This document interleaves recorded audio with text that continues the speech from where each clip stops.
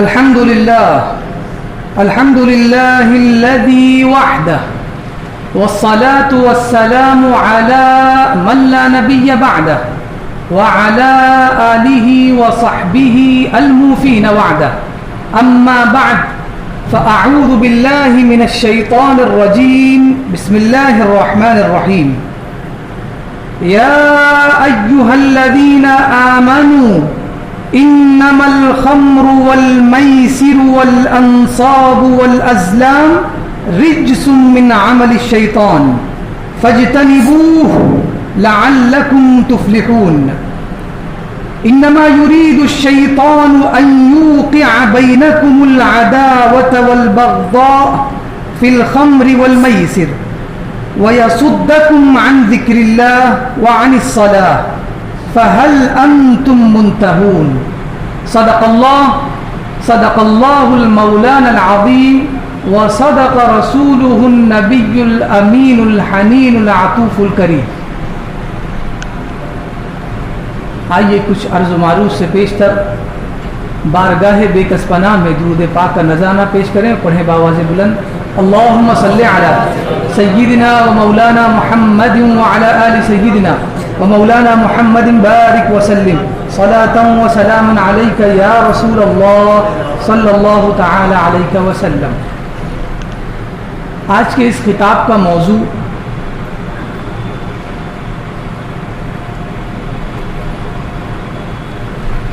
نشہ کرنا اور اس کے نقصانات. نشہ اور اس کے نقصانات آج کا یہ موضوع ہے. اور اسی موضوع کے ضمن میں آیت کریمہ کی میں نے تلاوت کی جس میں اللہ تبارک و تعالیٰ ارشاد فرماتا ہے اے ایمان والو انما الخمر والمیسر والانصاب والازلام. شراب، جوا اور بتوں کو چڑھانے والا گوشت، والازلام اور قسمت نکالنے والے تیر، رجس من عمل الشیطان یہ ناپاک اور شیطان کے کاموں میں سے ہے. تو اس سے بڑھو، اس سے بچو تاکہ تم کامیاب ہو جاؤ. آگے فرمایا یہ سب کرنے سے شیطان کا ارادہ کیا ہے؟ انما یرید الشیطان ان یوقع بینکم العداوۃ والبغضاء. بے شک شیطان یہ چاہتا ہے کہ شراب اور جوئے کے ذریعے تمہارے درمیان دشمنی اور بغض و کینہ پیدا کر دے. وَيَصُدَّكُمْ عَنْ ذِكْرِ اللَّهِ وَعَنِ الصَّلَاةِ اور تمہیں اللہ کے ذکر اور نماز سے دور رکھے. فَهَلْ أَنْتُمْ مُنْتَهُونَ کیا تو تم ان چیزوں سے باز آنے والے ہو؟ یہ آیت کریمہ کا ترجمہ ہے اور میں امید کرتا ہوں کہ آپ کو ترجمے سے ہی بات سمجھ میں آ گئی ہوگی. تو کچھ چیزیں جو آیت کریمہ میں ہے اس کی تفسیر میں بیان پہلے کر دوں. اللہ تبارک و تعالی نے فرمایا یا ایھا الذین آمنوا انما الخمر والمیسر والانصاب. سب سے پہلے ذکر کیا خمر کا، شراب، والمیسر یعنی جوا جو کھیلتے ہیں. اب یہاں پر دیکھیں سب سے پہلے یہ خمر کے بارے میں. لفظ خمر سے مراد صرف شراب نہیں ہے. لفظ خمر سے مراد صرف شراب نہیں ہے. عربی زبان میں خمر یخمر کا مطلب ہوتا ہے پردہ ڈال دینا، کسی چیز کو چھپا دینا. عربی میں لفظ خمار ہے. خمار کا مطلب ہوتا ہے دوپٹہ جس کو عورت اپنے جسم کو چھپانے کے لیے استعمال کرتی ہے. اسی طرح کبھی کبھی کچھ لوگوں کے پاس غلطی سے پیسہ زیادہ آ جاتا ہے تو وہ اول فول بکنے لگتے ہیں. تو ہم اسے کیا کہتے ہیں؟ شاید پیسے کا خمار ہے. یعنی جو صحیح عقل تھی انسانی اس پر اس کو خمار ہے. مطلب کیا؟ پردہ پڑ گیا. تو خمر کا مطلب صرف شراب نہیں ہے. اب وہ بننے والی ہو سیب کے رس سے، سیب کے جوس سے یا پھر انگور کے جوس سے. خمر کا مطلب ہے ہر وہ نشہ آور چیز جو عقل پر پردہ ڈال دے. یعنی قرآن مجید میں لفظ خمر استعمال کر کے بتا دیا ہر وہ چیز جو آپ کی عقل پر پردہ ڈال دے، آپ کو اچھے اور برے کا فیصلہ کرنے کی آپ کے اندر طاقت نہ رہے، وہ چیز حرام ہے۔ آپ اس کو کسی اور فارم میں بنا لیں، جیسے ہمارے آج کل بہت ساری چیزیں چل گئی ہے، کوئی پاؤڈر کھا رہا ہے، کوئی گولی کھا رہا ہے، تو اب آپ سوچیں کہ یہ شراب تو نہیں ہے، تو ایسا کچھ نہیں ہے۔ آپ اس کو سگریٹ میں لگا کے پی رہے ہو، اور اگر آپ کی عقل پہ پردہ پڑ رہا ہے تب بھی یہ مسکرات میں سے ہے، خمر میں سے۔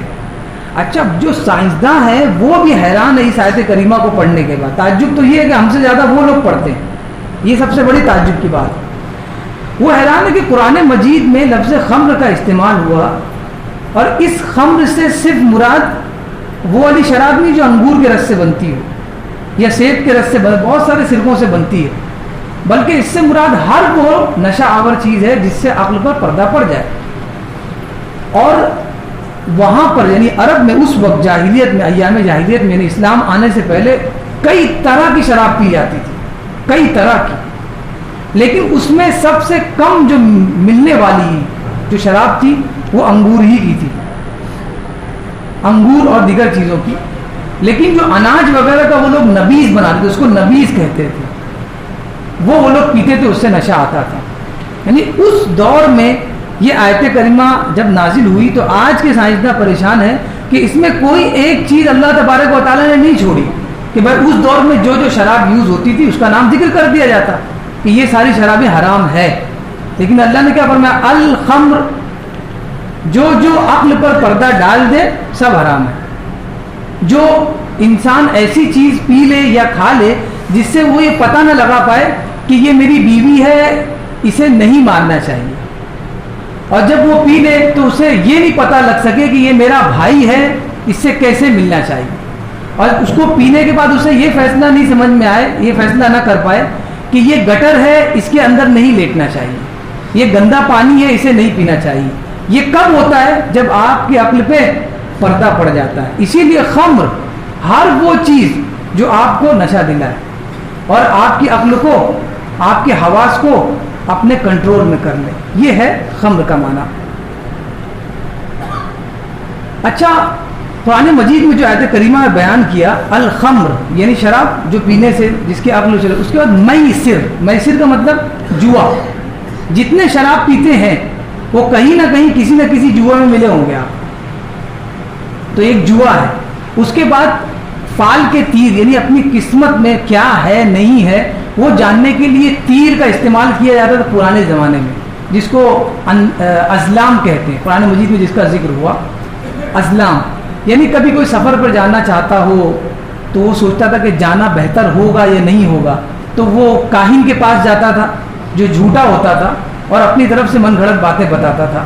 تو کاہن کے پاس جاتا تو کاہن 3 تیر نکالتا، اور 3 تیروں میں ایک تیر جو ہوتا تھا اس پہ لکھا ہوتا کہ اللہ تمہیں یہ حکم دیتا ہے یعنی کرو، اور دوسرے تیر میں لکھا ہوتا کہ اللہ تمہیں یہ حکم نہیں دیتا ہے یعنی یہ کام مت کرو، تو وہ سفر پر نہیں جاتا۔ اور تیسرا تیر خالی ہوتا تھا جس میں کچھ نہیں ہوتا تھا۔ تو جب وہ 3 تیر رکھتا تھا سامنے، جیسے ہم لوگ لوڈو وغیرہ کھیلتے ہیں، بس اسی طرح کے تیر ہوتے ہوں گے، وہ جب ڈالا جاتا تو اس میں کوئی ایک آتا کہ بھائی جانا چاہیے تو وہ سفر پہ چلا جاتا، اگر نام آتا تو وہ نہیں جاتا۔ لیکن جب خالی آتا نا، خالی والا تیر، اس کی قسمت میں خالی والا تیر جب آتا تو پھر کاہن کہتا اب دوبارہ آپ کو یہ ڈالنا پڑے گا، یعنی یہ ایسی چیز ہے کہ جس میں آپ ایک مرتبہ چلے گئے تو دوبارہ آپ کو واپس نہیں آنا ہے، اسی میں کھیلتا رہے گا۔ ارے آپ یہ سوچیں کہ اس کو یہ سوچنا چاہیے جب ہاں کا فرمان آیا تو ہم نے مان لیا، نہ کا آیا تب بھی مان لیا، اور جب کچھ نہیں آیا تب تو ہمارا اختیار ہے، ہم چاہے جائیں ہم چاہے نہ جائیں۔ لیکن یہی چیز ہے جو انسان کی عقل پہ پردہ ڈال دیتی ہے، اور پھر وہ صرف یہ سوچتا ہے کہ جو کہہ رہا ہے وہی سچ ہے۔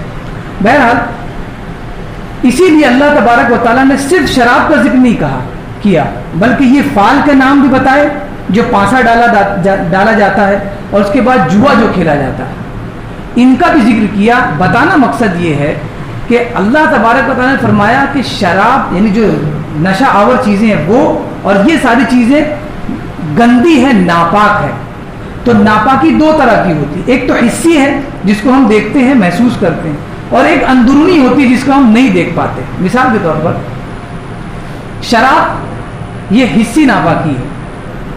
کوئی اگر شراب پیا ہو تو اس کو بتانا نہیں پڑتا ہے کہ میں نے شراب پی ہے.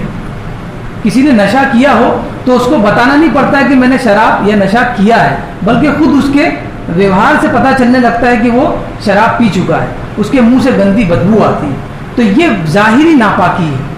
اور اندرونی ناپاکی یہ ہے جس کو بیان کیا جوا کھیلنے والوں سے. اب جوا کسی طرح کا بھی ہو، چاہے آپ میچ پہ لگا دیں، فٹ بال گیم پہ لگا دیں پیسے، یہ سب جوا ہے.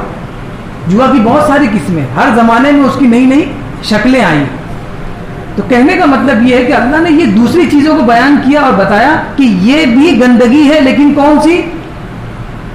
جسے ہم پتہ نہیں لگا پاتے. کوئی جوا کھیل کر اگر آ رہا ہے تو ہمیں کیسے پتہ چلے گا وہ جوا کھیلا ہے؟ نہیں پتہ چل سکتا. تو یہ اندرونی یعنی مانوی گندگی ہے. اور ان دونوں کو اللہ تبارک و تعالیٰ نے قرآن مجید میں جمع کر دیا کہ نشہ آور چیز اور جوا اور اس کی مثل جتنی بھی چیزیں ہیں یہ سب ناپاک اور شیطان کے کاموں میں سے. اب یہ ایک سوال ہے کہ آخر انسان نشہ کیوں کرتا ہے؟ شراب کیوں پیتا ہے؟ جوا کیوں کھیلتا ہے؟ جبکہ یہ تو گندے کام ہے تو اسے نہیں کرنا چاہیے، تو آخر کیوں پیتا ہے؟ تو آپ آلموسٹ پینے والوں سے، نشہ کرنے والوں سے آپ پوچھیں گے تو آپ کو پتہ چلے گا اس کا ایک ہی جواب ہے کہ میں اپنے غم کو بھلانا چاہتا ہوں. ایک ہی جواب ہے، میں صرف اپنے غم کو بھلانے کے لیے نشہ کرتا ہوں. اب آپ سوچیں جس غم کو آپ نے بھلا دیا ہے کیا وہ غم ختم ہو گیا یا ہے؟ اگر ہمارا کوئی بھائی ہے، ہم نے اسے بھلا دیا کہ وہ میرا بھائی تھا، تو میرے بھلانے سے کیا وہ میرا بھائی نہیں ہوگا؟ بھائی تو رہے گا نا. ایسے ہی اگر آپ نے غم بھلانے کے لیے نشہ کر لیا، کسی کا 50,000 قرض لے لیا، اب وہ ٹینشن ہو گیا کیسے دیں گے، تو وہ ترکیب سوچنا چاہیے کہ ہم کیسے قرضہ چکائے، اس کی بجائے ایک ڈھکن مار لیا اور بالکل غم بھلا دیا. تو اس سے مسئلے کا حل کہاں ہوا؟ مسئلے پہ تو پردہ پڑ گیا. یہ تو ویسے ہی ہوا کہ جب ہرن کو شیر دوڑاتا ہے وہ بہت دور تک بھاگتی ہے، جب اسے پتہ چل جاتا ہے کہ اب میں بچوں گی نہیں تو وہ کیا کرتی؟ ریت میں اپنا چہرہ ڈال دیتی، ریت میں اپنا چہرہ ڈال دیتی اور کہتی مجھے کوئی دیکھ ہی نہیں رہا. تو تم کسی کو نہیں دیکھ رہے ہو. وہ ہرن کو شیر نظر نہیں آ رہا ہے، لیکن شیر کو تو ہرن نظر آ رہا ہے نا. تو آپ قرضہ دو نہ دو، اس کے پیچھے آپ کے پڑا ہی ہے بندہ. تو آپ جو ہے ایک جو ہے کوارٹر مار کر آپ سوچ رہے کہ ہم غم کو ختم کر دیں. غم کو ختم نہیں کرتے بلکہ اس پر پردہ ڈالتے ہیں، اور جیسے آپ ڈیلے کرتے ہیں وہ ڈیلے کرتے کرتے وہ چیزیں اور بڑھتی چلی جاتی ہے. اور قرض خواہ جو قرض لینے والا جو آپ سے جس نے آپ کو دیا تھا وہ اور اس کا مطالبہ تگڑا ہوتا چلا جاتا ہے، اور پریشانی آگ تک ہوتے ہوتے پورے گھر پر آ جاتی ہے. تو شراب پینے والے کی جو وجہ ہے وہ وجہ بھی بالکل غیر معقول ہے کہ آپ کس لیے کر رہے ہیں. اللہ تبارک و تعالیٰ نے اسباب پیدا کیے. کیا پیدا کیے؟ اسباب. انسان کی زندگی گزارنے کے لیے اللہ نے اسباب پیدا کیے، اور انسان اور حیوان میں اللہ نے فرق رکھا ہے عقل کے ذریعے. انسان ہر چیز کا فیصلہ عقل سے کرتا ہے، اور حیوان اپنے آنے والی چیزوں کا فیصلہ، مصیبتوں کا فیصلہ اپنی طبیعت سے کرتا ہے. میں نے پہلے بھی کہہ دیا تھا، طبیعت انسان کے علاوہ، انسان اور جن کے علاوہ جتنی مخلوق ہے سب میں اللہ نے پروگرامنگ رکھی ہے. ان کو ڈیفینس کا ایک ہی پاور ہے.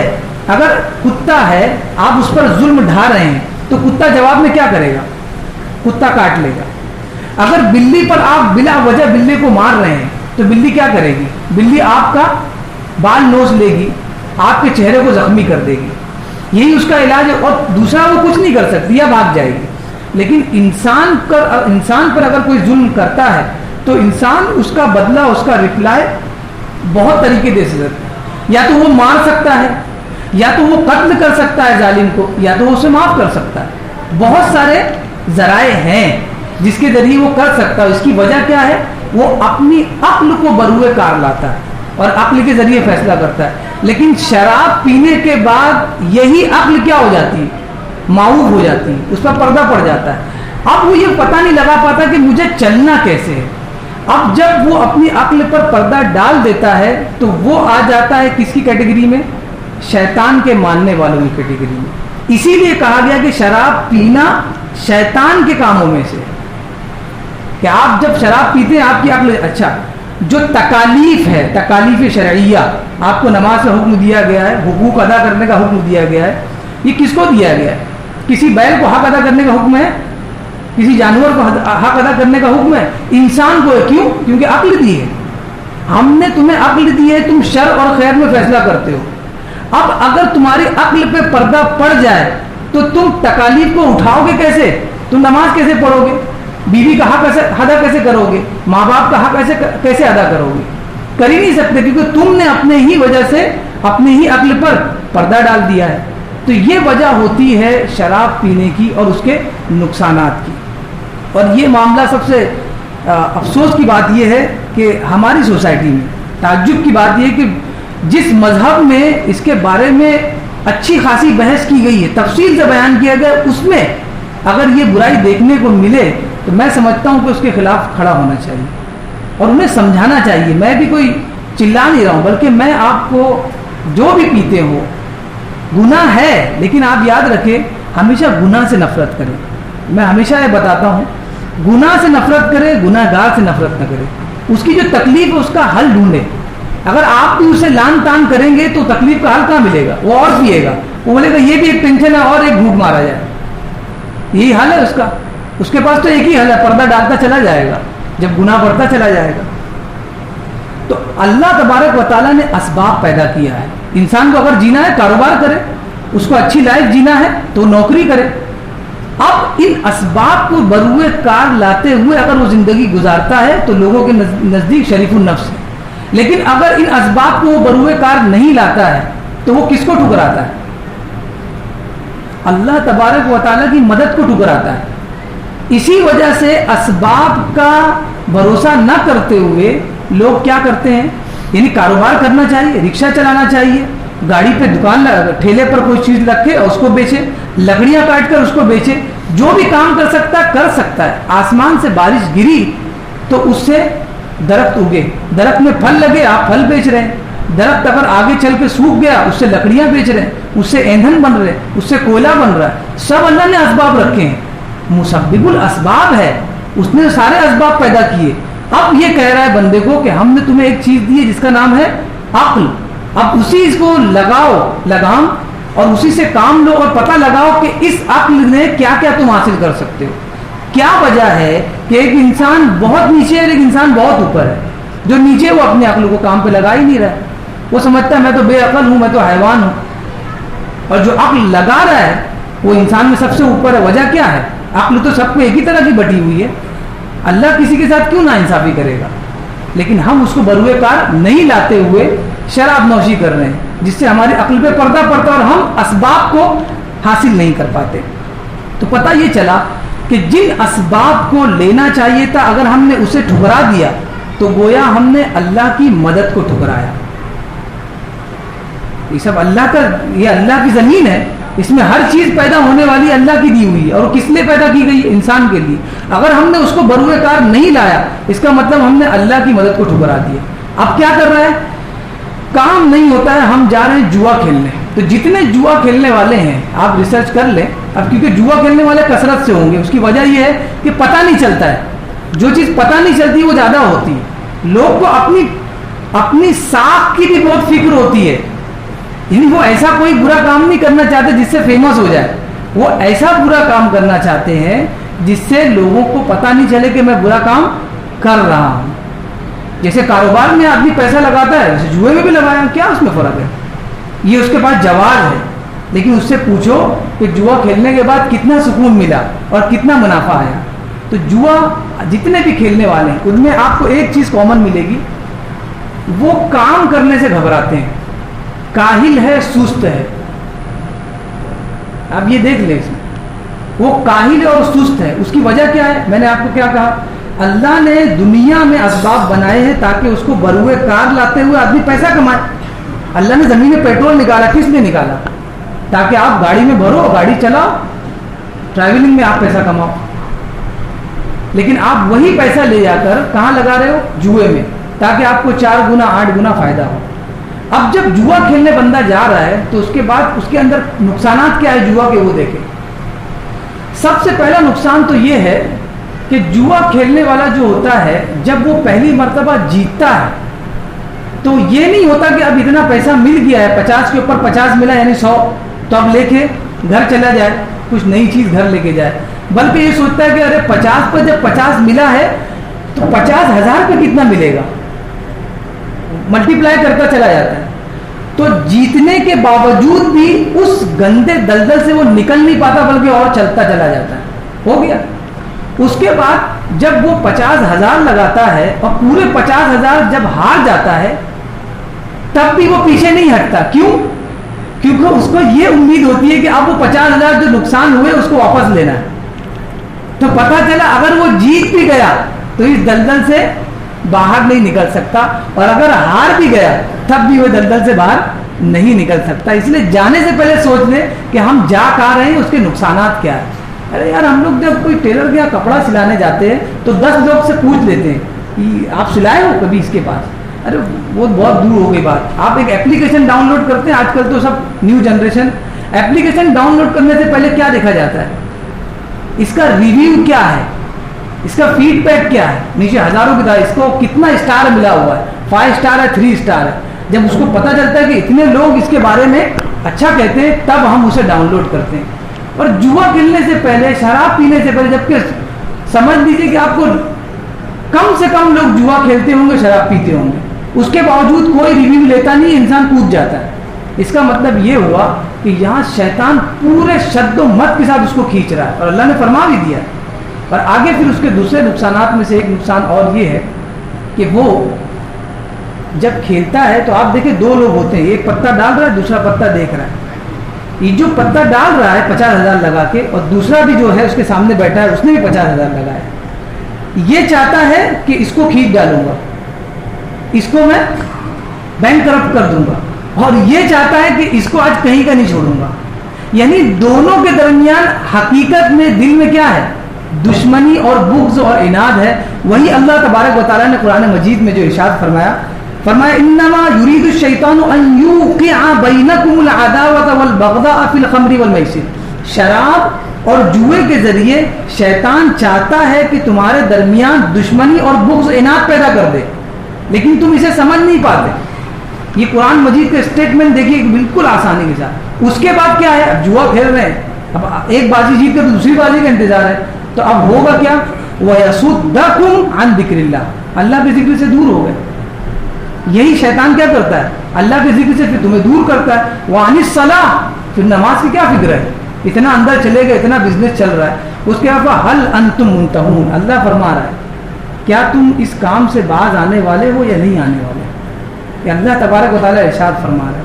اگرچہ یہ خط بہت پرانا ہے لیکن آج ہم نے پڑھ لیا، یہ میسج اللہ تبارک و تعالیٰ کا بہت پرانا ہے لیکن آج ہم لوگوں نے پڑھ لیا، تو ہمیں یہ پتہ لگانا چاہیے کہ یہ چیز کتنی اچھی ہے کہ ہمارے رب نے ہمارے لیے حکم بھیجا۔ اور پھر نبی پاک صلی اللہ علیہ وسلم کی حدیث ایک بیان کر کے میں رخصت ہو جاؤں گا، جس میں حضور نے فرمایا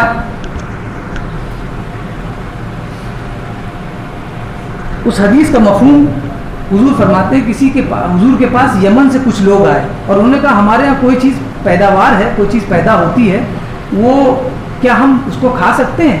حضور نے فرمایا کیا وہ نشہ آور ہے، یعنی کیا اس میں نشہ ہے؟ انہوں نے کہا نشہ تو ہے۔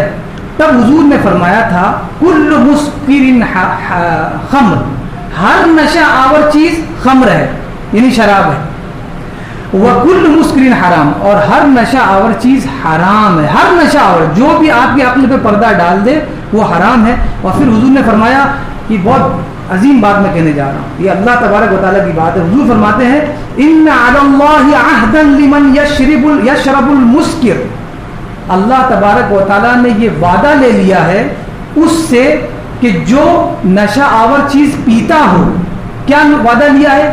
ان یسقیہ من طینۃ الخبال، کہ اسے طینۃ الخبال پلائے گا بروز قیامت۔ اب طینۃ الخبال کیا ہے یہ کیسے پتہ چلے گا؟